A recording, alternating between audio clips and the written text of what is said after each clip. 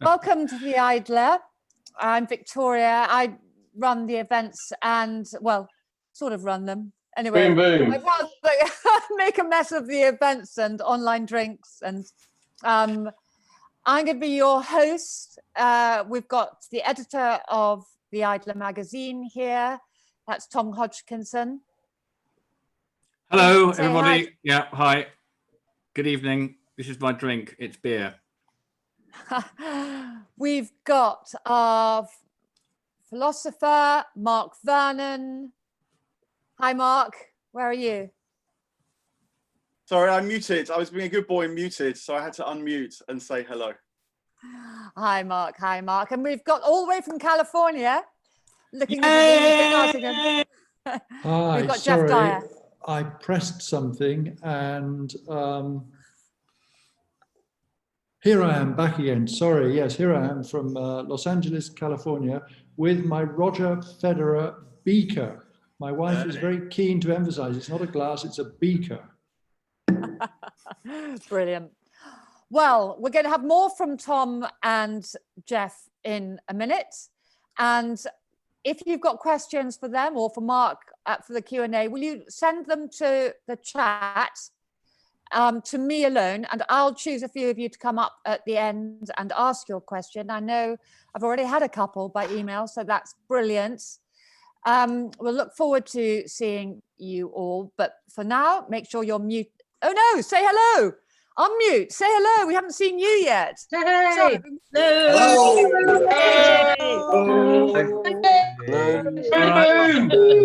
Hello. Sorry, Shadow.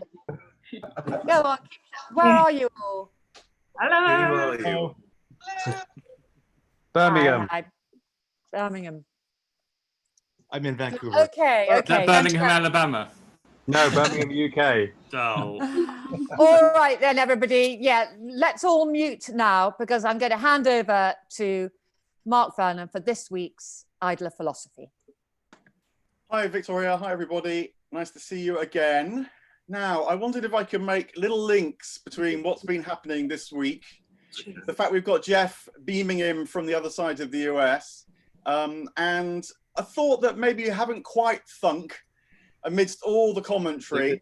At least this is drawing on a little bit of philosophy, a little bit of psychoanalysis to see whether it stacks up in your mind at all. This is not to say it's right, but whether it just illuminates the current moment at all.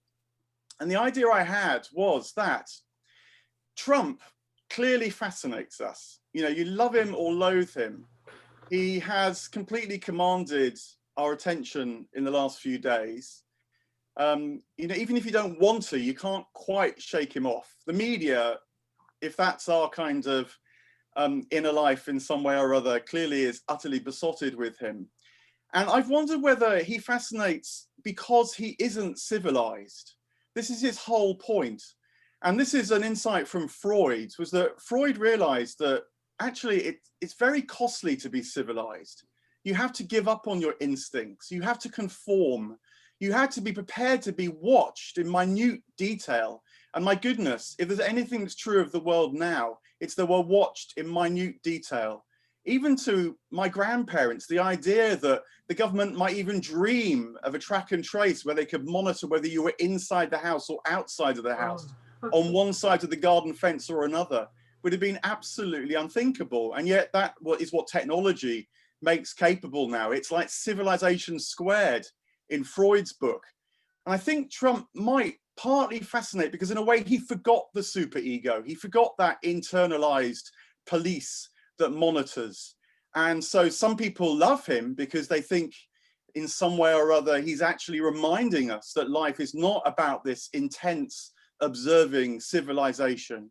Whereas other people, of course, loathe and fear him because they feel that he undoes the very thing that makes us civilized. And in that schema, insofar as that's right, see, Joe Biden is like this super ego figure. He is the internalized father. I think it's very significant, actually, his age. People normally say, oh, his age, we've got to sort of overlook that, or is that an impediment? And I actually wonder whether his age is a massive asset because he seems like this grandfather who's seen it all before, who knows it all before. He's been in politics for 50 years. He knows who everybody is. He trusts not just the law, he trusts the Constitution, that big daddy version of the law that really can't be moved. Even the Supreme Court must pay attention to the Constitution. And so he reassures half of America, the half that is terrified by Trump's uncivilization. But of course, he's abhorred by the other half of America. And it's so striking how it's more or less equal halves. Out of all those millions of people, this election can go to the wire. And I think it, in psychoanalytic terms, is because it speaks of a split psyche, a split collective psyche. You know, the superego is warring with the id. The Biden faction is warring with the Trump faction, although of course Biden plays this war by not trying to get involved in the id's games. He doesn't go all chaotic. He stands up with a big banner behind him saying, Office of the Vice President. He's got the Constitution on his side. I don't know whether that makes any sense. I mean, Geoff is going to perhaps speak about some of this. He's immersed in it, not just looking at it from London, where I am. Just a final thought. I actually feel that what's going on in the UK, perhaps, is more Nietzschean, actually, than Freudian.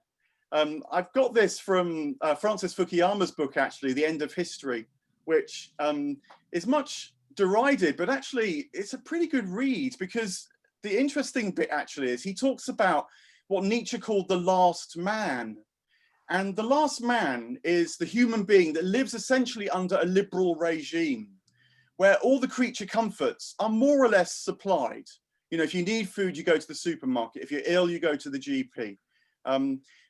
You don't have to really go that far for the basics in life.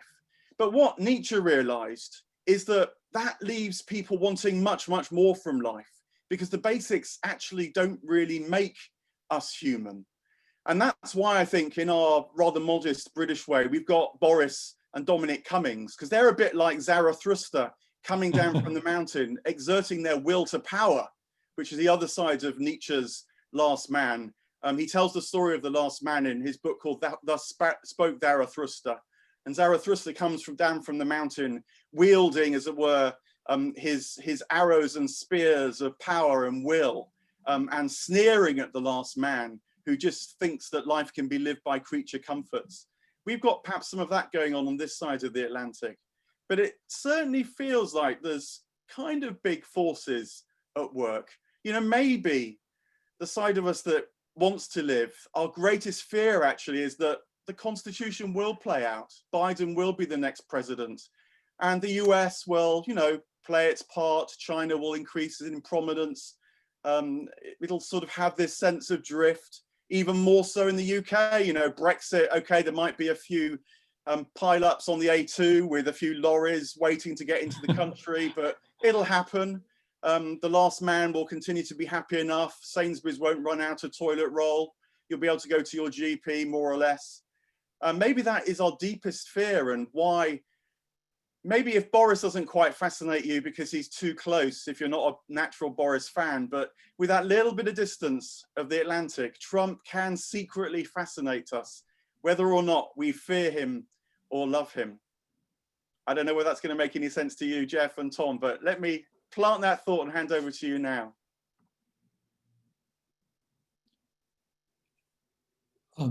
Thanks, Mark. I think that's rather a brilliant psychoanalytical analysis of America. Now, Geoff, what do you think? And before we talk about that, where actually are you at this moment in time? Oh, I'm in Venice Beach it's just like they used to introduce the Doors, all the way from Los Angeles, California. Here I am, yeah, where the Doors started. But oh, goodness me, Mark, I thought that was such a brilliant 10 minutes from you. I mean, there's so much going on in it. And of course, the great thing is there's so much to not disagree with, but maybe to qualify. I think it's so interesting that this idea of civilization means that you're being watched and you're watching yourself.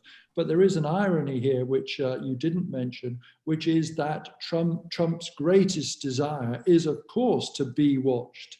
His obsession with his confusion of every other kind of justification with the ratings.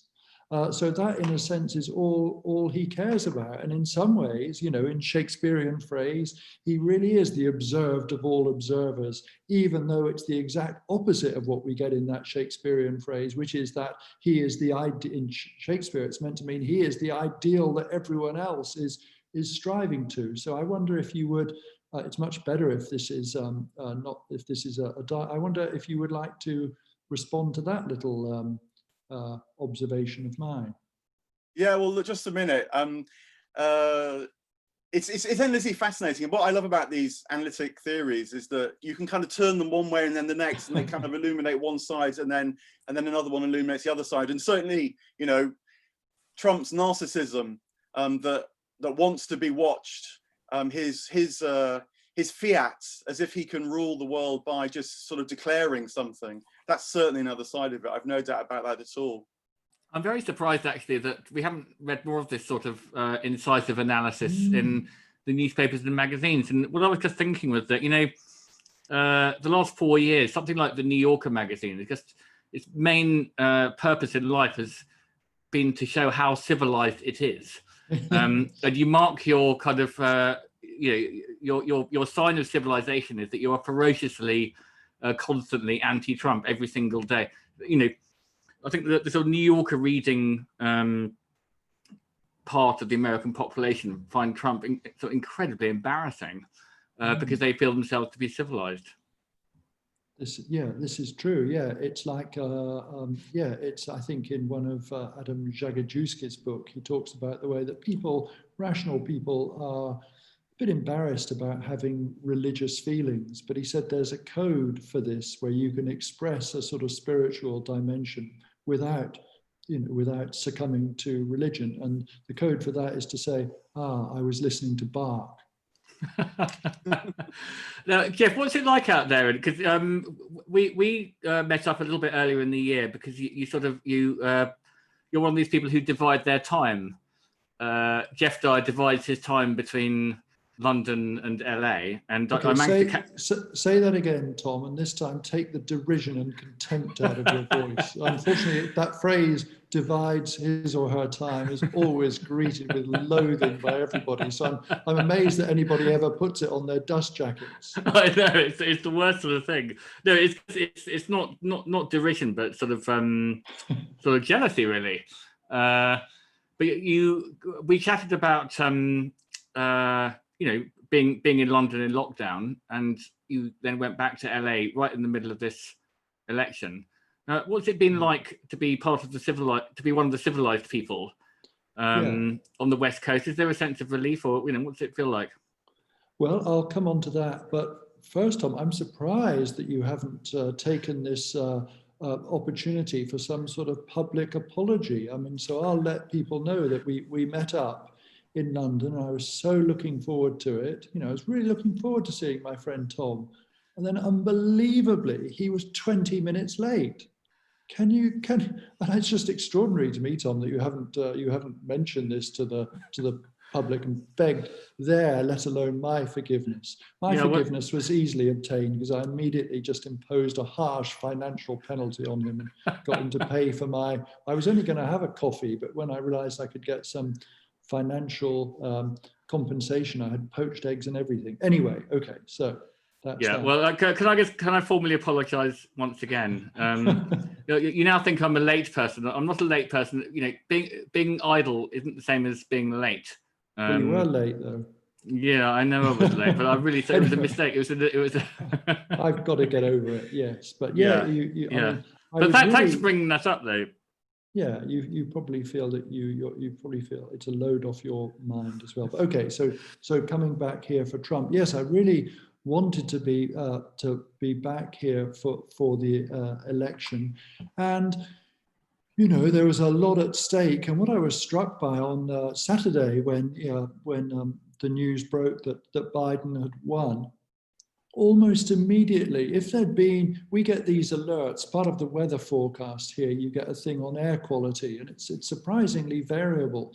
But I feel on that day, if we'd grabbed something from the atmosphere and put it through some sort of toxicity filter, the air would immediately at that moment have been less toxic. And it was really remarkable. Of course, now the air quality has sort of has worsened again with this kind of quite incredible thing going on. And, you know, we all know that Trump is absolutely contemptible in every way. But what's really shocking is that the Republican Party is so it's so kind of in his control that nobody in the Republican Party, or so few people, in spite of their great, you know, love of all these American ideals, is that they're keeping quiet about it. That is just extraordinary. And so far, I'm really relieved that there hasn't been. There's a message here saying John Barber has requested to control your camera. Do I need to do anything? I would reject him immediately. Okay, yeah.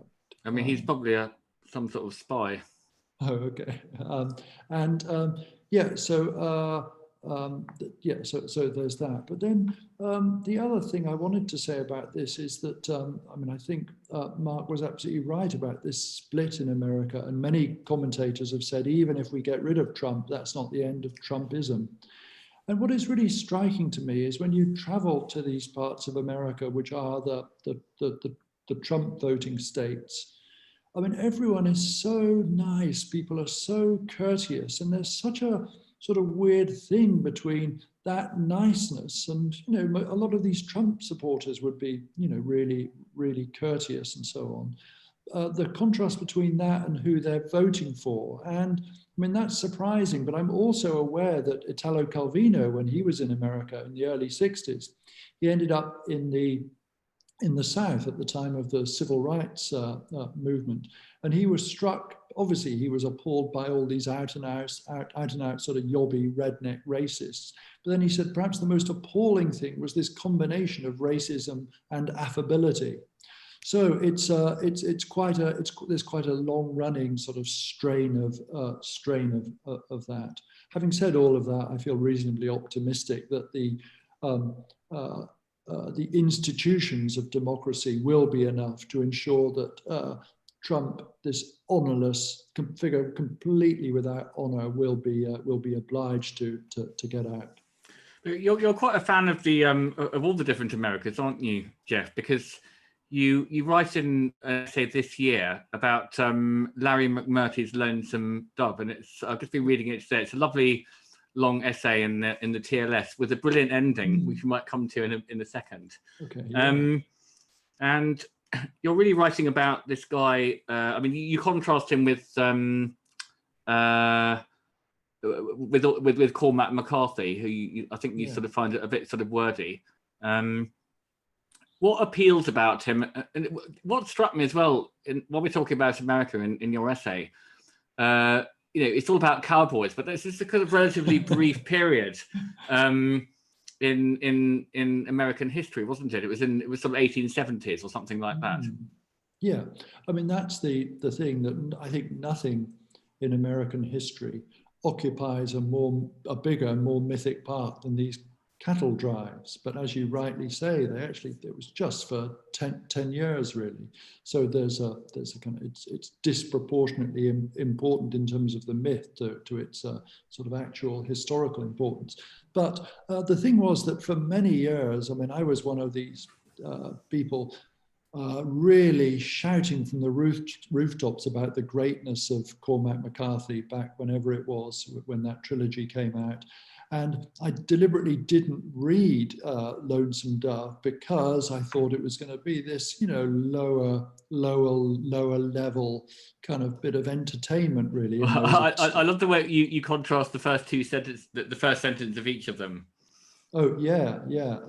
Anyway, so yes, and Cormac McCarthy was the only example I could think of, you know, cowboy literature, as it were. So anyway, I had no interest in Lonesome Dove, and then just got, for all sorts of reasons, the most important of which was that I spent 2 semesters in Texas, which I really loved. We can perhaps talk about Texas later. And for one reason or another, ended up finally, just before the lockdown, starting to read Lonesome Dove. And it turns out it's one of the greatest books I've ever read. And it also turns out, as soon as you just sort of dig into this book, into this a bit, it turns out it's loads of people's favorite book. And it's not just it's not just a really enjoyable read. It is a truly fantastic piece of literature. The remarkable thing for me is that whereas Cormac McCarthy is always the language is drawing attention to itself. When reading Lonesome Dove, a very, very long book, I think it's about 1,000 pages, by about the halfway stage, something extraordinary happens, which is that the words on the page entirely disappear. So you're not even reading, you're just in this world, you're experiencing it. And strangely, that thing which has always been considered one of the great virtues of writing, which is, you know, what writing does at its best, but which is certainly not what James Joyce does in Ulysses, let's say.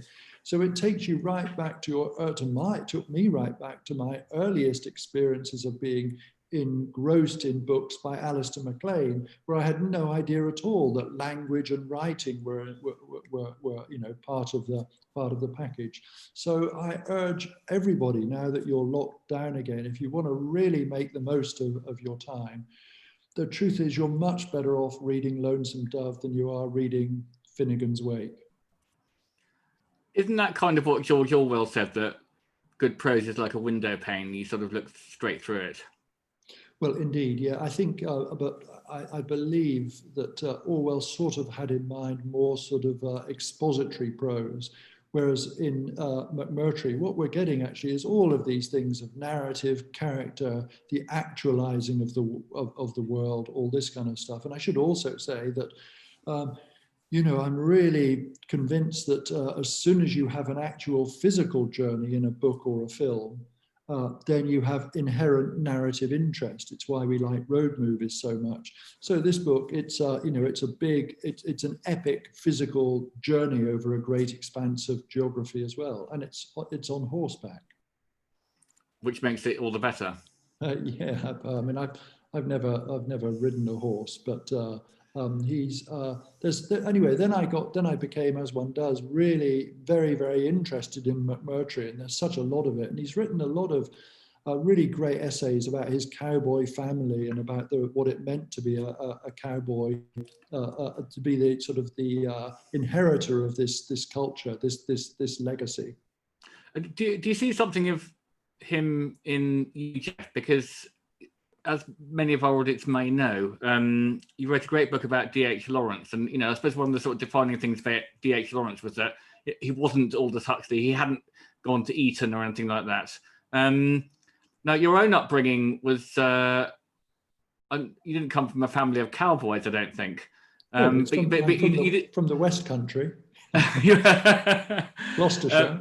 From Gloucestershire, but you didn't have a sort of particularly privileged education, and you say that you know, McMurtry, he was one of those sort of misfits that just sort of found himself a sort of literary guy in a family of cowboys. It must have been quite odd for him growing up like that. And I get the sense you were one of those changelings too. You were sort of a literary person who was sort of transplanted into a sort of non-literary household. Well, I think the tail is wagging the horse a bit here. What I was somebody who, I grew up in a house without books, and then because of all of the things put in place by school and all this sort of stuff, then I got really interested in books. But I don't think I was it's not like I was like you hear, you know, I wasn't a man born into a woman's body or something like that. I wasn't I became a literary person in the same way that McMurtry, I mean, there he is, you know, with all his cowboy family, with these quite amazing stories swirling around, not of gunfights or anything like that, but mainly of combination of freedom and quite appalling physical injury. It's just amazing the injuries that his relatives suffered. And, you know, he was destined to join the kind of family firm of cowboying, but he never liked it. And then, and he didn't really know what he did like, but then coincidentally, one day a relative of his left him a box of, I think, 20 books or something like that during the Second World War. And then he took to reading like a duck to water. And thereafter, as it, you know, he basically just became this, two things. One, he became this amazing reader. I mean, it's just extraordinary how much McMurtry has read. He's read everything, which he talks about in his book with the wonderful title, Walter Benjamin at the Dairy Queen. And also he became a kind of scout in the sense that he became a very successful tracker down of rare books. And then, of course, like all people who grow up in houses without books, he became really keen on filling his house with books, as I've done, but he went one further. He didn't just fill his house with books, he filled his hometown with book shops. So his hometown, Archer City, became a kind of the Hay-on-Wye of Texas. Wow. And so you do feel an affinity for him, even though he's a sort of, comes from a masculine cowboy type family. Yeah, I mean, but whereas yeah, you're more sort of more of a Oscar Wilde defeat type. It's quite. I'm not going to accept that, Tom. But I mean, have you noticed I'm wearing this I'm wearing a sort of little necktie in homage to your book. I was going to ask you that. I wondered if it was actually the sort of the beginning of the return of the cravat. Kind of. It's a mask. Oh, is it? Oh, you turn it around, and then it turns into a sort of a raffish necktie or cravat. Well, that's the fun. The thing, isn't it? Quite often now, you see people wearing things around their faces, and it's like a return of the old desperado in cowboy films, isn't it? Where you hide your face. It's a weird feeling because, you know, it's the one time you can walk through customs with a sort of bandana tied around your face. Yes, that's right. I feel you're actually obeying the rules. What it is. But what about yeah, sorry, carry on. Oh yeah, I'll just to continue this thing about McMurtry. It's one of the things he says. He says that, you know, as soon as he got a sense of literature, he became interested in Europe, he says, and I started to read my way towards it. And in due course, you know, he reads absolutely everything. And he becomes a huge reader until he has this, he has a major operation, after which he loses the ability to read. And it comes back to him, and the two figures that get him back onto the horse of reading again are those quintessential sort of embodiments of the high European sensibility. His favorite writers end up being Proust and Virginia Woolf. And I think just as McMurtry read his way towards Europe at a very early age, when my teacher at school got me into reading, the opposite thing happened in that I started to like American books and started reading my way west towards America, and increasingly towards the American West, where I've ended up living, although I've actually ended up so far west that I'm sort of beyond cowboy country. Were you drawn to California because you love American literature? Oh, I was drawn to America because I loved American literature, and I was drawn to California for the reason that, for the historical reason that as soon as you get to America, then there's this automatic sort of pull westwards. I think almost certainly my love of Kerouac would have been a part of that. But the key thing is that I was always, when I was drawn to California, when I came here, I had a quite typical experience. Get to San Francisco, where the street is named Jack Kerouac Street or Gregory Corso Street or something, and it's all so great. And then that same trip, actually, the reason for that trip, I realized I've forgotten, is because I read Jean Baudrillard's America. And I loved that's a lovely book, yeah. Yeah, it's a great book, and I really wanted to go to Death Valley. Anyway, so first of all, went to San Francisco, which was so great. Then I came to Los Angeles, which was awful. I couldn't get to grips with it for the same reasons that nobody can. And then years later, of course, I wanted to live in San Francisco. Where do I end up living? Los Angeles, the place that where I'd never, ever had a good time. Do you have a good time there now? You're on Venice Beach. Yeah, it's a mixed time in a way. Strangely, I mean, the thing about Los Angeles is that everything, every cliche about it, good and bad, is true. And the worst thing about it, as everyone says, is the traffic. And it's one of the gains of the lockdown. Actually, now it's the traffic is not too bad, so you can get to places even though there's nowhere to go. Do you go and work out on the beach with those other guys? I don't. It's really, we live about 1 minute from that scary temple of bodybuilding, Gold's Gym. And it used to be extraordinary seeing people coming out of there. These people who would, they weren't just big and pumped up. They were in the process of becoming some new species. You know, they were so huge, impractically huge. And now, of course, Gold's Gym is closed down, which is it's just, I don't know what these people are doing, because I don't see that. I don't see that you can keep fit by skipping and all this sort of stuff. But these people who are just want to get bigger and bigger, you can't do that unless unless you're lifting these unbelievable weights. You know? What about your love of tennis? Can you just show us your Federer beaker there? Yes, my Federer beaker. Yes, you love Roger Federer. You've written about, can I just say to everybody, if you haven't read Geoff's books and essays, then do check them out, because he can make everything entertaining. He could write about a sort of a mote of dust and it would be a brilliant essay. He's written an absolutely wonderful essay about Wimbledon as a festival, as a sort of celebration of tennis. What is it you like about tennis, and particularly Federer? Oh, what do I like about tennis? Everything. What do I love about Roger? Everything. I mean, I did write something about this a few years ago, because I'd always loved Roger, and then about 3 or 4 years ago, I realized, oh my God, you know, I love Roger more than ever.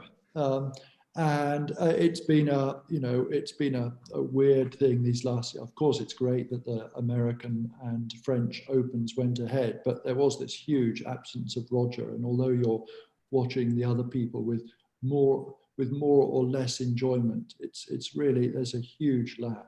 Although, I mean, it was great in the US Open, the very best match. I don't know if the thing about these tennis tournaments, it's just like festivals, is that, you know, everyone wants tickets for the semi-final at Wimbledon on centre court, of course.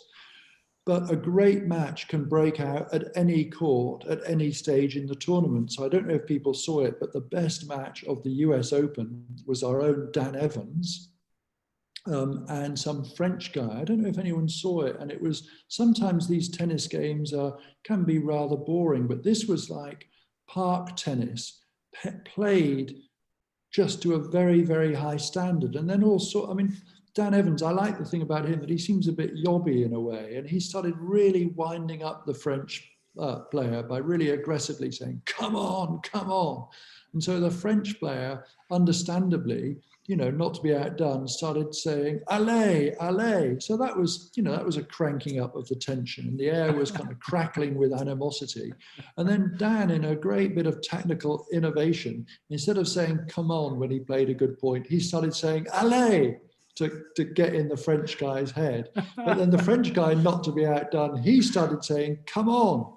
So it was this weird turnaround. Anyway, it was a really great, fun game with lots of needle. And then there was a rain delay. They resumed the next morning. And then the French guy took it to a great level, really got into Dan Evans' head the next day by not saying any of these things, but saying, vamos. And it seemed Spanish.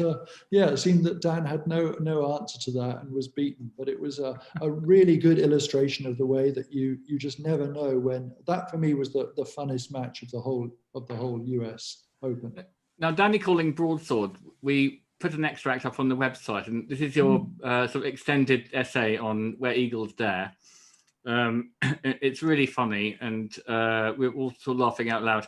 We put it up on our website, and then Philip Constantine, one of our Facebook critics, had the following comment: "A commentary, but I don't see the point of it.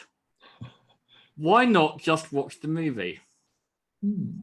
That's I mean, that's a very good point about pointlessness, but I'm always struck by the way that as soon as you make this point, the ground very quickly opens up beneath your feet, because sort of what's the point of anything? So, I mean, that's one thing. I think more immediately, I mean, there's several things. The idea is that it's a very, very close reading of the film, if you like, a very close reading of a film, which people might say doesn't merit a close reading. But I think by sticking to it like that, I mean, two things are going on. I think what I'm trying to do is both preserve simultaneously my feelings of wonderment and being completely engrossed in it as I was as a 10-year-old. And taking the piss out of it. Yeah, and at the same time seeing it from my, with my 60-year-old eyes. But the key thing is that these 60-year-old eyes, or the 60-year-old brain, was in some important way formatted by that film. So that, of course, like all English people of my age, all I really want to do is read about the Second World War, and I read serious books about the Second World War. But that interest in the Second World War unquestionably was formed in part by silly films like Where Eagles Dare. And there's one other point I would make. I mean, and this is so boast-worthy, this is such boasting that I wouldn't ever say it in sort of, just in fun conversation, but like this, where I'm sort of speaking more seriously. I mean, the fact that the film is there and its complicated plot is, pre-established, it's there as a kind of template. What it did do, I think, is gave me the freedom to really go to town with it, with the prose stylistically. So I think it's real, as well as being funny. I think there's a real lot going on there stylistically. So it seems to me, if you're interested in prose style, then that's the point of it too. Yes, I think it makes real leaps forward in literary prose style, Mr. Dyer. Thank you. I would agree with that. Yeah. Now, before we go back to Mark, everything you said, and everyone who's listening, Geoff he's a student of culture. He's a brilliant reader and brilliant spectator of life, and also a brilliant listener. And can you just talk a little bit about this band I've never heard of, who you've been quite obsessed by, called The Necks? Again, who you've written about. They're a sort of avant-garde jazz trio from Australia, I think. Yeah, it's one of the things that, I mean, as Van Morrison has kept saying, it's terrible to be a musician and not be able to play. But, Van Morrison, he's gonna survive it. Whereas it seems to me that the Necks, this Australian trio, have been together for 3 years. There's a whole load of sort of outfits like them, which have just been hit so hard by this. And it's especially important for the Necks, because their thing is that it's totally improvised. They come on stage, the three of them, and they start playing. And I mean, yeah, so as you mentioned, I've been so obsessed with them for a really long time, and they are just wonderful. And if anybody wants to begin, I mean, this is something I said to Tom when we were corresponding, because he became interested in them, and our mutual friend Charles Hazelwood suggested that Tom starts listening to their album Vertigo, which I thought was terrible advice, because that's something like their 17th album. Whereas I think you've got to start right at the beginning with their very first album, Sex, and it's one track an hour long, which is what most of their albums are like, and then just work through their records chronologically, because they both are and are not the band they started out being, in the same way that each track at some point it's changed absolutely from what it was, even though it's always it's often very, very difficult to work out when that change occurred. Okay, did everyone follow that? Let's go over to Mark for a little roundup, or are we going to questions, Vic? Mark, yeah, definitely. We've got a couple of questions. It'd be lovely to hear from Mark. Well, let me maybe a question, because Geoff, if I just sort of without going through your books in my mind, if I just get a sort of impression, I feel like you're often quite interested in regrets, what didn't happen, stuff that is sort of missing, that kind of side of life. And I don't know whether you recognize that in yourself at all, but that feels kind of interesting as well. When why you write about things. It came back to me when you were talking about writing about the film, because it's as much kind of what isn't there as what is there, you might even say. I don't know if you've quite said that, but that interests me as well with the psychoanalytic hat, because what's not there has a reality. Yeah, that's a good point, I think, and I'm very aware that successful people don't have regrets, and it's one of the lessons of sporting psychology, isn't it? That you don't dwell on that botched overhead that cost you the set. You just get on and look forward. Whereas, I've been very, very prone to regret. And it's one of the things I think that can, so you're drawn back to sort of to rewrite, to rewrite the past to address some of those regrets. I think that's what's going on there, and I think it's something you can trace it back to romanticism, really, can't you? Oh, that's interesting. So would you self-consciously think of yourself in that tradition? Because that's the tradition that greatly interests me, actually. I would say partly because this is something that I'm very conscious of, that if you ask me who are my favorite writers, I would instinctively respond with something impressive and pretentious, and I would forget to say the truth is it's probably Wordsworth, Wordsworth sounds quite a pretentious choice to a lot of people. Does it really? Okay. Did I say Wordsworth? I meant Len Dayton. And of course Wordsworth, spends a lot of his life just looking back on his, the things these episodes that formed him, and then spends even more time going through that book, the prelude, not being able to, feeling he hasn't got it quite right. No, but don't you find Wordsworth a bit sort of humorless and pompous? No, not pompous at all, for a very simple reason. I always like the idea of Shelley. I just love the idea of Shelley because I feel, oh yes, Mont Blanc and all of this kind of stuff. But then when it comes to it, and this is something I have said before, I'm always put off by all the oohing and aahing in Shelley, whereas I do, of course, love those wonderful sort of transcendent moments in Wordsworth. But it's always achieved in Wordsworth by all that tramping across, by all that tramping and plodding, and then finally he'll get to this moment. But the key thing is in Wordsworth is the plodding. So, of all the great lines of Wordsworth, I love no line more than that very simple one. I was a traveller then upon the moor. God, isn't it funny the way that is just, so I love. I love that stuff. Well, he was attacked by Charles Lamb for being anti-idler. Oh, was he? Do you know that story? Because he wrote an essay. No, it's in a poem. You probably know it. Being a Wordsworthophile.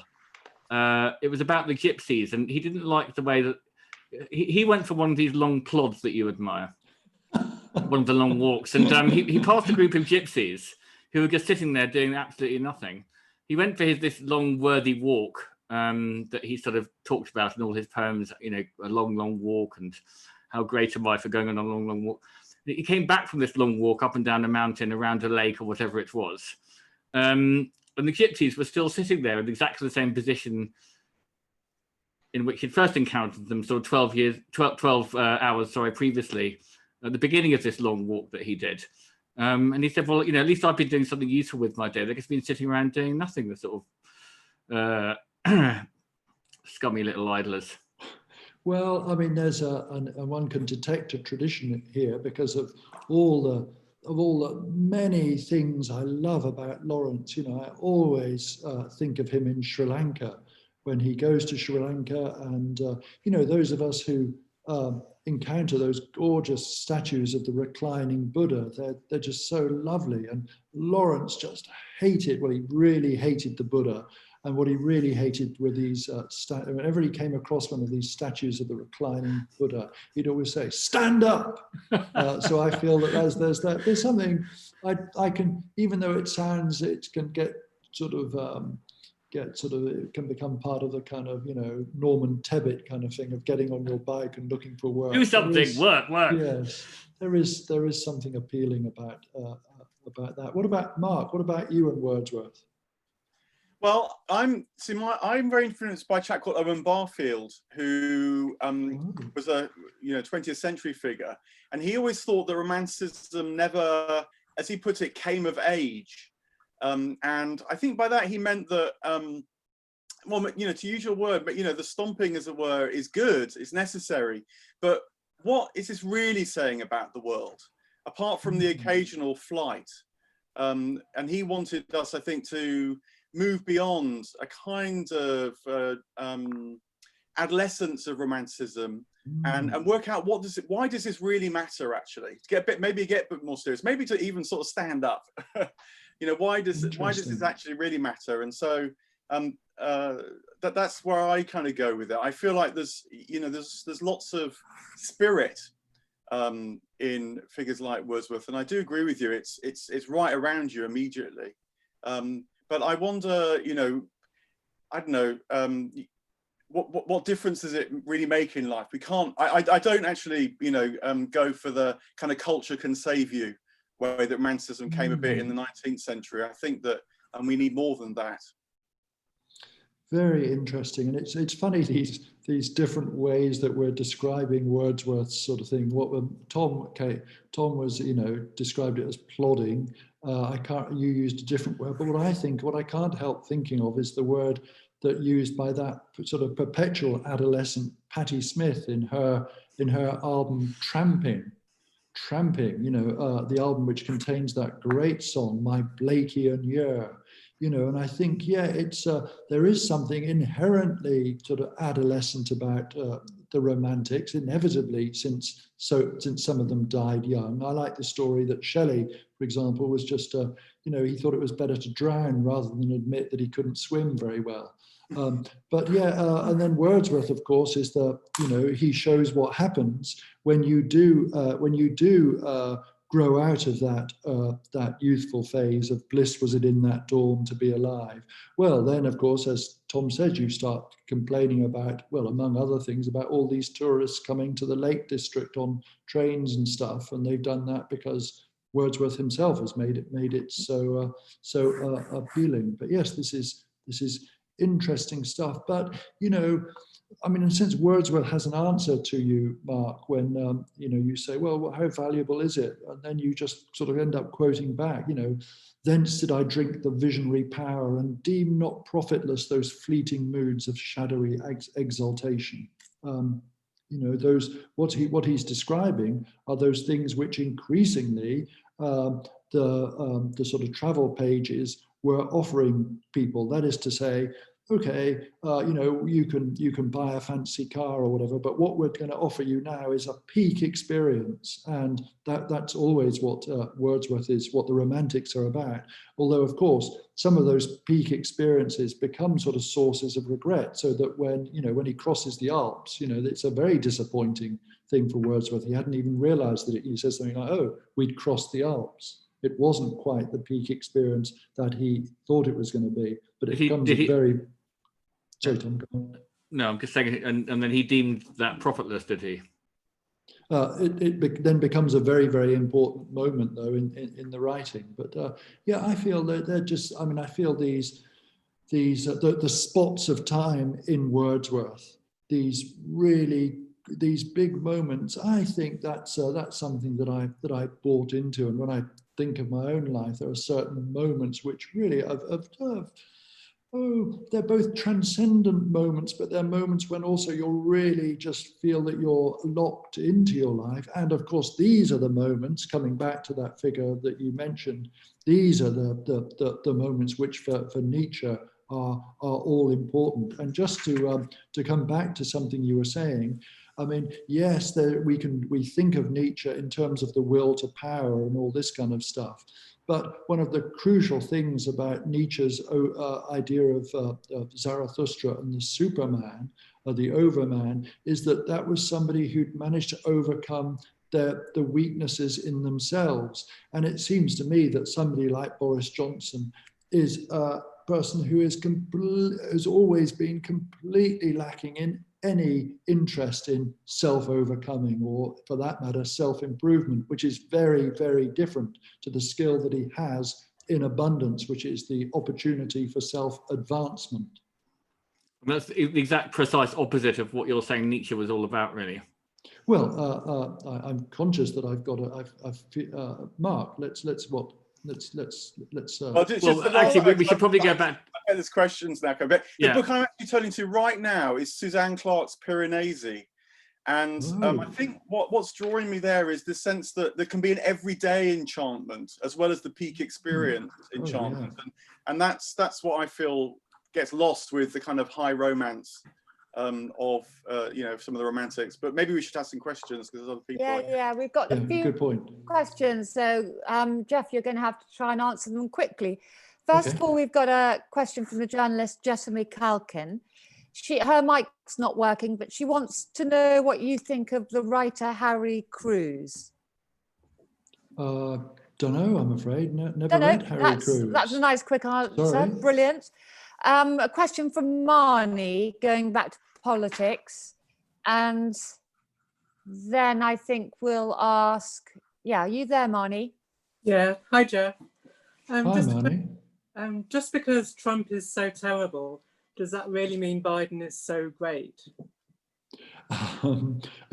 It sort of does. I've been following all these debates where they're saying that it would have been much better if we'd had a genuinely progressive, a more progressive candidate.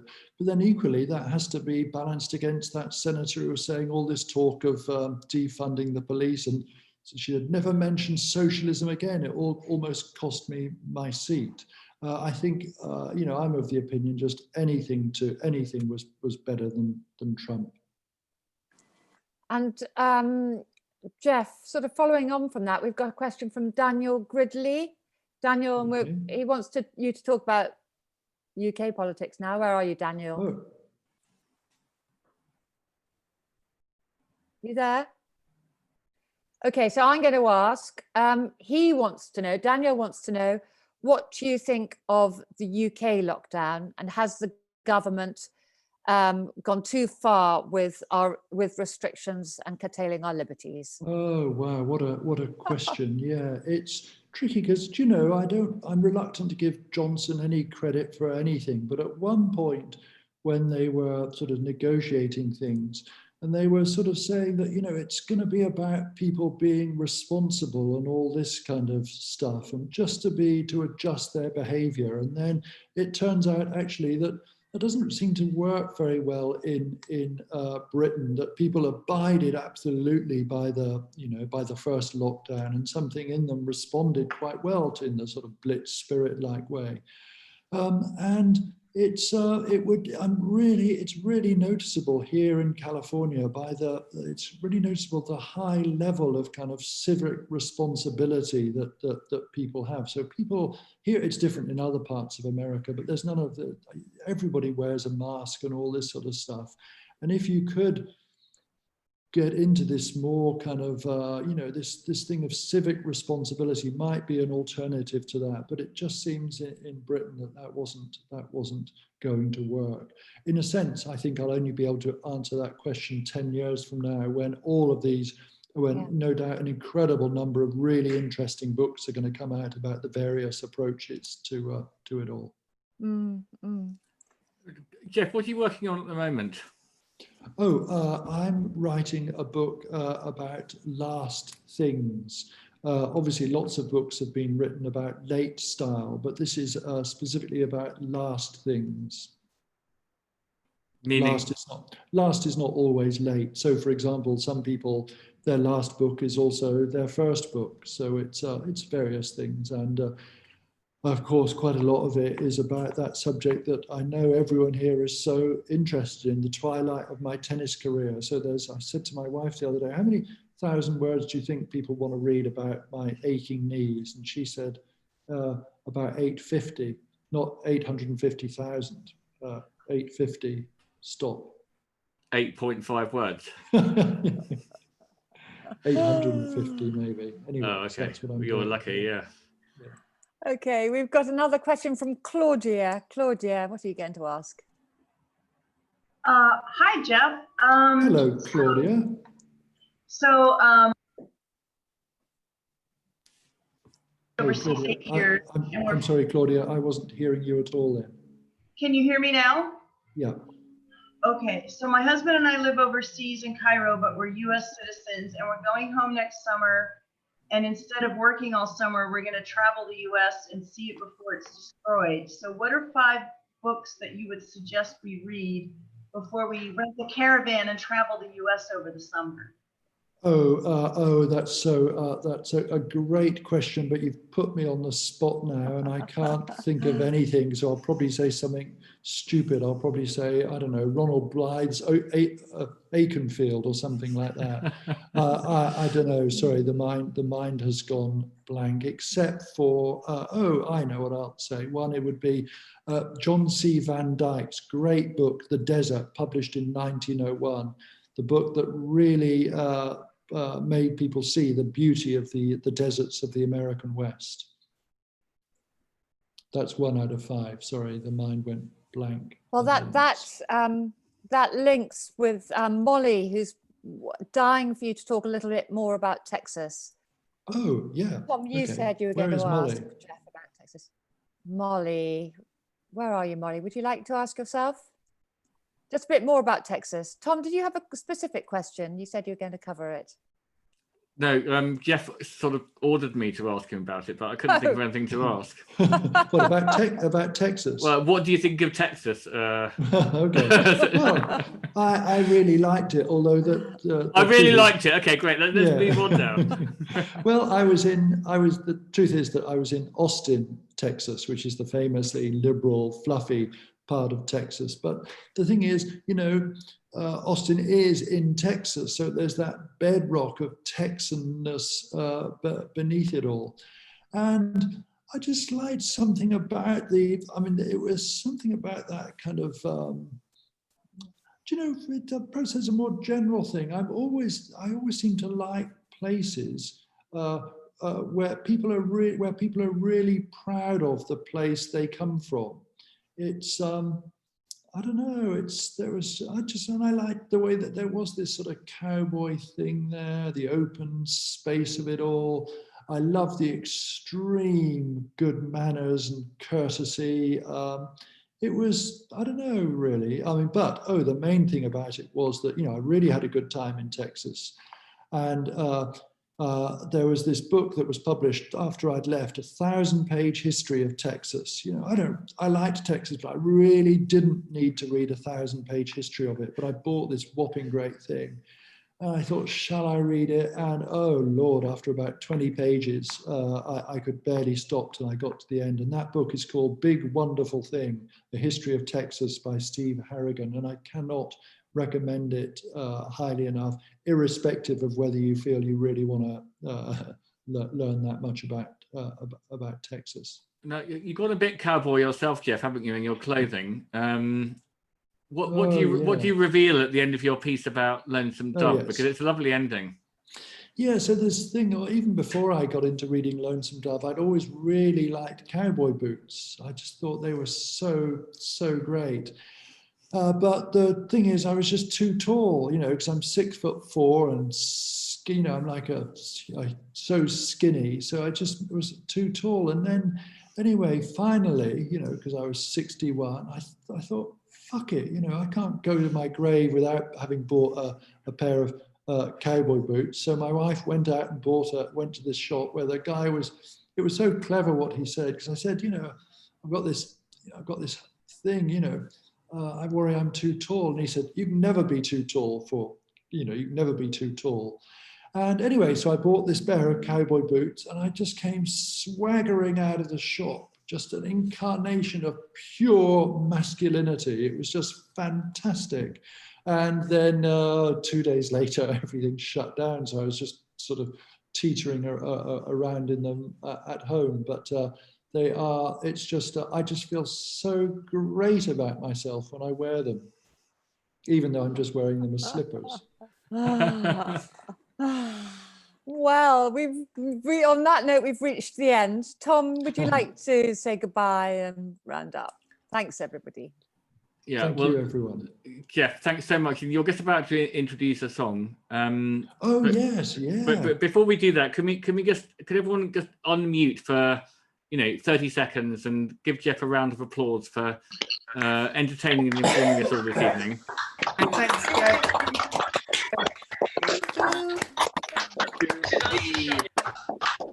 Obviously, Geoff, that applause would sound more enthusiastic if we were in a live situation. Some people didn't unmute. We need everybody to unmute. Okay, well, but they are showing your appreciation. There's about 200, probably about 300 people in there. Geoff, thanks so much for coming and giving us your time and your enthusiasms about all sorts of things. Now, what is the song that you're going to play us out with, and why have you chosen this song? I think you said it was a really good sort of lockdown song for you. Yeah. So, I never really liked country music, country and western at all. And it was one of the things about being in Texas that you'd go to these places, you'd hear country music, and when you're hearing it live, it can be great. But then whenever people heard I was into country music, they'd say, oh, you must listen to X or Y. And I never liked X or Y until my friend Richard Grant, another English person he's living in Tucson at the moment. He said, you've got to listen to this Canadian guy, Fred Eaglesmith. And he's sort of country singer.